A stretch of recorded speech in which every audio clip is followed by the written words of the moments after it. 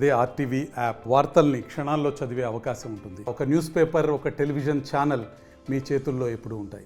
తెలంగాణ రాష్ట్ర వ్యాప్తంగా బీజేపీ నేతలందరూ కూడా ధాన్యం కొనుగోలు సెంటర్లు పరిశీలిస్తున్నారు. నిజామాబాద్ జిల్లాలో నేడు నిజామాబాద్ ఎంపీ ధర్మపురి అరవింద్ నిజామాబాద్ జిల్లా ఇందల్వాయి మండలం గన్నారం శివార్లో ధాన్యం కొనుగోలు సెంటర్లు పరిశీలించారు. దానికి సంబంధించి రైతులను అడిగి తెలుసుకున్నారు. సార్, ఇక్కడ ధాన్యం కొనుగోలు సెంటర్లు పరిశీలించారు. ఎలా ఉంది ఇక్కడ పరిస్థితి, రైతుల పరిస్థితి? కొనుగోలు అయితలేదు.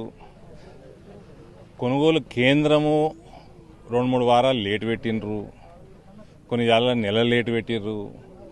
కిలోన్నర సంచికి అంటే క్వింటాల్కి 4 కిలోల తరుగు తీస్తున్నారు దాదాపు. మళ్ళీ రైస్ మిల్ కాడ పోతే అక్కడ చేసే భాగవతం అక్కడ రైతులకి ఏదైతే కేసీఆర్ పార్టీ ప్రభుత్వంలో ఉన్నప్పుడు ఏదైతే అధోగతి ఉండేనో అదే దుస్థితి ఇంకా కొనసాగుతుంది. రైతు గోస తీరలేదు.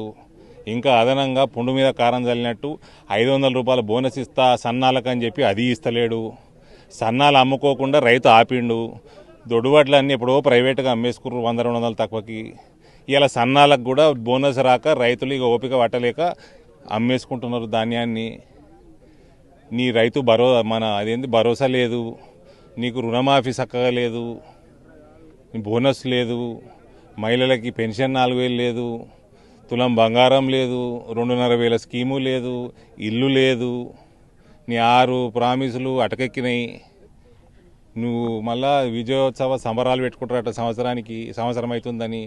ఏం విజయోత్సవము? ఏం విజయం సాధించినామని విజయోత్సవము? రైతు గోస పెరుగుతూనే ఉంది తప్ప తరుగుతలేదు. పక్క రాష్ట్రం ఇటు దిక్కు నార్త్కు పోతే మా రాష్ట్రాలు ఉన్నాయి, మధ్యప్రదేశ్, ఛత్తీస్గఢ్, ఇవన్నిట్లా మేము 3,100 ఇస్తామంటే 3,100 రైతుకు అందుతుంది, టైంకి అందుతుంది. బీజేపీ చేసిన వాగ్దానాలు, అది లాడ్లీ బహనా అనుకోండి, రైతుకు చేసిన వాగ్దానాలు అనుకోండి, ఇవన్నీ కూడా టైం టు టైం అందుతున్నాయి.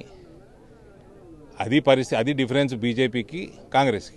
అదే సార్, మహారాష్ట్రలో ఎన్నికలు జరుగుతున్న నేపథ్యంలో పూర్తిగా మన తెలంగాణకు సంబంధించిన నేతలు మహారాష్ట్రలో ప్రచారం చేస్తున్నారు.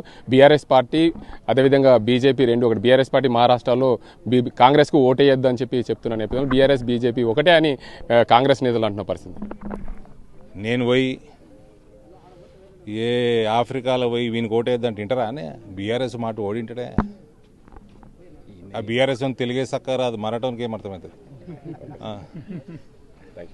మొత్తంగా చూడొచ్చు, తెలంగాణ రాష్ట్రంలో రైతుల పరిస్థితి ఘోరంగా ఉంది. దీనికంతా ధాన్యం కొనుగోలు సెంటర్లో కొనుగోలు పూర్తి స్థాయిలో జరగట్లేదు. 500 బోనస్ ఇస్తామన్నారు, బోనస్ కూడా రైతులకు లేదు. మరోవైపు ఒక సంవత్సరం పూర్తవుతున్న సందర్భంగా సంబరాలు చేసుకోవాలని, ఎందుకు సంబరాలు, రైతులకు ఏం చేశారని చెప్పి సంబరాలు జరుపుతున్నారని చెప్పి నిజామాబాద్ ఎంపీ ధర్మపురి అరవింద్ అంటున్న పరిస్థితి. ఇది ఇక్కడ పరిస్థితి.